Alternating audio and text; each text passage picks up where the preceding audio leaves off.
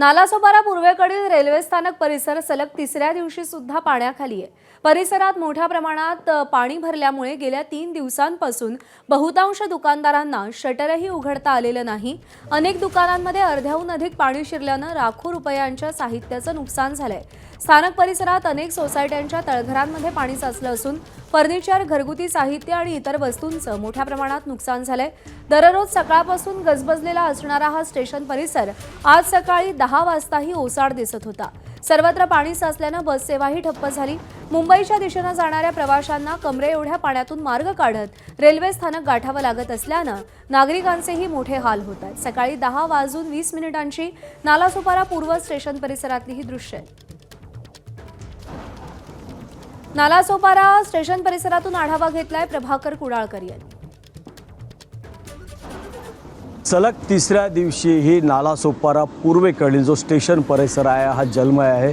मी आता सध्या बघू शकता की गुडघ्याच्या वरती इथपर्यंत पाणी आहे आणि या ठिकाणी आपण जर हा समोरचा पुढचा जर भाग बघितला तर प्रवासी येत आहेत लोकल पकडण्यासाठी।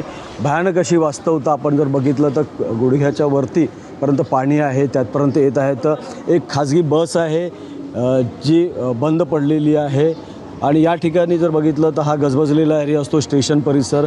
3 दिवसापासून पाणी जे आहे हे दुकानाच्या आतमध्ये आहे, दुकानाचे शटरच उघडलेले नाही आहे। भयानक अशी वास्तवता आपण जर बघाल तर चारी बाजूला पाणीच पाणी आहे। 3 दिवसापासून हा जो स्टेशन परिसर आहे पूर्ण पाण्याखाली आहे। अशीच अवस्था नालासोपारा, विरार आणि त्याचबरोबर वसईतील अनेक भागांची आहे।